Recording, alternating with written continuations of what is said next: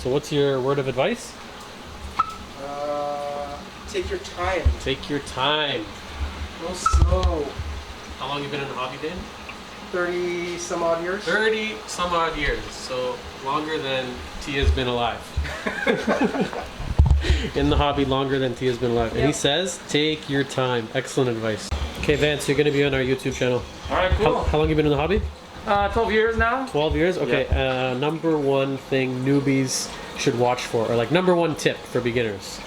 Don't rush it. Don't rush it. Oh, very interesting. Same what 30-year-old veteran said. Don't rush it. Don't rush it. Don't cycle the tank too quick. Don't change anything too quick.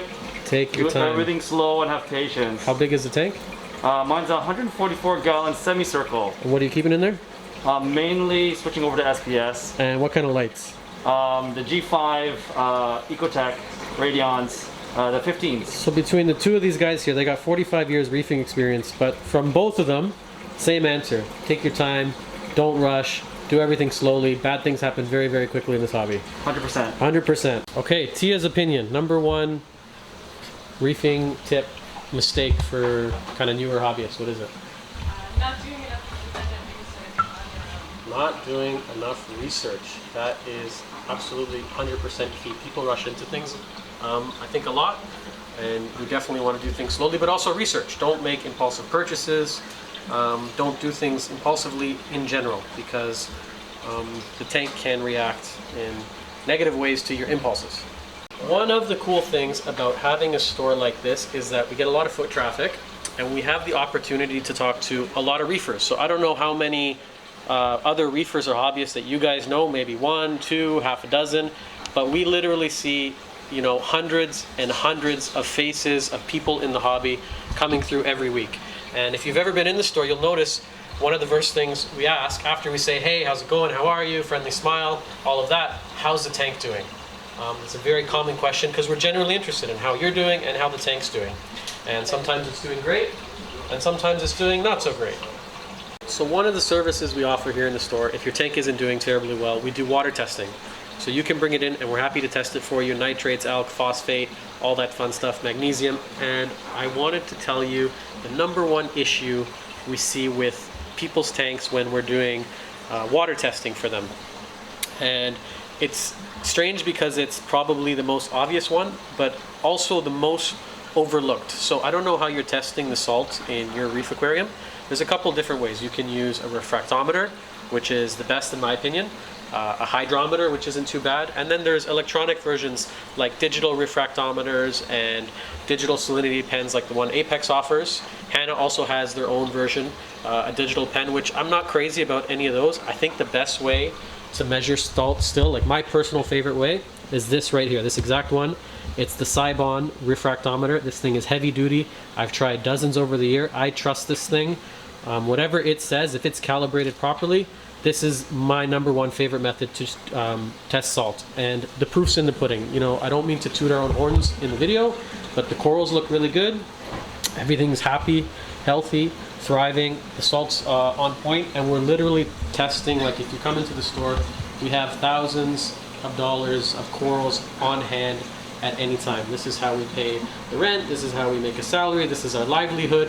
We trust all of that, you know, even keeping the corals alive, the animals' health, all of that is being trusted to the Cybon Refractometer. I can't say enough good things about it. It's not cheap. It's probably the most expensive refractometer, but you get what you pay for. I'm getting a little bit sidetracked right now, as I normally do in the videos, as you notice. Mild ADHD. Anyways, the point I'm trying to make here is that when we test people's water, I can't tell you how many times the salt is off. And they think that it's correct. And I don't know why it happens, but with those refractometers, even the Cybon one that I just finished preaching about, they go out of whack. So you need to calibrate them way more often than you think you do. When you think it's reading 2.5, it's very easily reading 2.7 or 2.8. We just had a customer, very good customer, come in the store last week, and he lost almost everything in the tank, and everything he was testing looked really good. Alk, calcium, phosphate, all of his levels were fine. Corals are dying, and his salt looked okay. And what he didn't realize was the tank was running at 1.030 salinity, where we normally want it at 1.025 to 2.6. So his refractometer was off, and he just assumed that it was right. And I can't tell you how many times we test people's water. The first thing we look at, first thing I'll say is test the salt. I wish I should just start recording it, because it's such a surprising high number of times that your salt is off and your refractometer hasn't been calibrated, or whatever you're using to measure the salt isn't right. So that's kind of my number one, I don't want to say newbie, but like beginner reefing tip, something that often gets overlooked in the hobby. We're keeping saltwater tanks. Salt is really, really important. If your salt is too high or too low, it could send everything else in the tank out of whack, all the other values. So it's really, really important. It's really overlooked. And I'm just talking from my own experience. Obviously, there's so many other factors that go into keeping a healthy, thriving saltwater reef tank.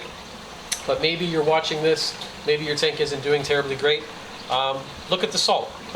Don't trust that whatever you're getting for your salt reading is 100% right. But just to reiterate what the other guys said, patience and taking things slowly, doing your research, making changes slowly, and taking your time. You're going to enjoy the hobby a lot more if you can. The hobby definitely rewards patience. The corals will love you more, and you'll love the corals more, and everyone will be happy. And I think that's enough for today's video, guys. I'm running out of ideas again. I'm going to do the next one on scrapers. I'm going to mix it up and go back to, I'll do a hardware review video on some of the best scrapers. Matt is over here cleaning the glass on this tank, so we'll kind of run through what I think is the best way to keep your glass nice and clean. Hey Diggs, is that enough for today? As usual, name, number, everything at the end of the video. My name's March. This is Diggs. Please feel free to hit us up. We love hearing from you. We love talking about this stuff. Thanks.